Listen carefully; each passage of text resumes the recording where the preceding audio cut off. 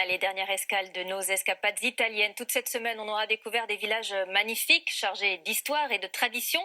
Aujourd'hui, nous partons dans les nuages, direction Erice, qui surplombe la Sicile. Le panorama est grandiose, les habitants particulièrement heureux et gourmands. François Baudonnet, Florence Crimon, Carla Bucero-Lanzi et Roberto Guarano.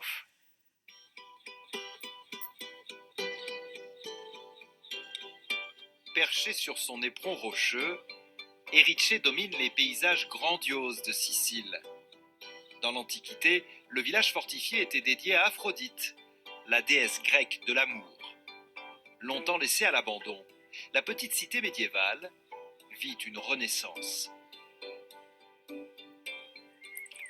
La plus belle des manières pour arriver à Erice, la plus dure aussi, c'est à pied, par les coteaux escarpés. Allez, courage, on y est presque. Comme ces deux habitants du village. On va passer par là. Ce petit sentier sur le côté. Et ça va nous emmener jusqu'au château d'Erice, planté sur son rocher. Une promenade à 800 mètres au-dessus de la mer. Une marche à un rythme soutenu que les deux amis adorent faire. Erice, c'est vraiment un endroit unique au monde. C'est l'alliance entre la mer et la montagne. En une petite heure d'excursion, vous passez de l'une à l'autre. Et là-haut, vous avez l'air frais, la culture et la tradition. Au Moyen-Âge, le petit bourg comptait une centaine d'églises. De cette époque, Erice a conservé ses ruelles, tellement étroites que même le vent de la mer n'en trouve pas le chemin. Au détour de l'une d'elles, comme chaque matin, Sergio La Sala se rend à son travail, ou plutôt vers sa passion, les tapis d'Erice. C'est d'abord une tradition d'Erice et puis également une tradition de ma famille. Mes tantes, par exemple, avaient toutes leur métier à tisser. Et moi, j'ai toujours été fasciné par ça et du coup, un peu par jeu au début et plus sérieusement aujourd'hui, j'ai décidé d'ouvrir mon atelier de tissage. Dans sa petite boutique, Sergio s'inspire de ce que les femmes ont toujours fait au village. Elle récupérait tous les vieux vêtements qui ne servaient plus, des chemises, des chaussettes ou des rideaux. Elle les découpait en bandelettes et elle faisait des tapis. Et comme il fait froid ici l'hiver, on s'en servait pour se calfeutrer, se réchauffer. À Erice, l'histoire n'est jamais loin. Pas seulement parce que l'architecture la rappelle sans cesse. Elle est présente aussi par certains trésors culinaires, des pâtisseries siciliennes présentées comme des bijoux.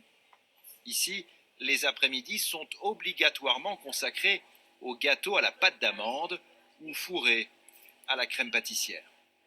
À Erice, c'est un monument. Ces gâteaux sont le summum de la gastronomie. Des monuments donc, préparés avec passion par Maria Grammatico. À près de 80 ans, elle respecte à la lettre les recettes d'antan. Ces pâtisseries, cela s'appelle les seins de nonne, parce qu'elles sont pointues, rondes et moelleuses. Elles sont faites de pâte d'amande, de sucre et de confiture de citron. Enfant, j'étais pensionnaire dans un couvent. La nuit, je regardais par un trou en cachette comment les sœurs les préparaient. Et ensuite, j'écrivais tout en détail. Plus de 7 décennies après cet espionnage pâtissier, les seins de nonne sont toujours aussi populaires dans le village. À Erice, quand vient le soir, au loin, l'archipel des Égades sort de la brume. C'est l'heure préférée des anciens du village.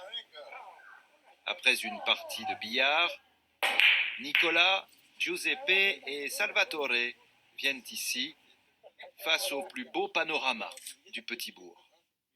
C'est un endroit tranquille. Je viens avec mon chien Bobo, avec le secret espoir de rencontrer une jolie fille. On ne sait jamais. Ici, tout le monde se connaît. Il n'y a pas de pollution. Nous sommes une famille. Pour moi, c'est le bonheur et j'espère vivre ici quand je serai plus vieux. Encore plus vieux? Ben oui, encore plus vieux. Je peux vivre jusqu'à 90 ans.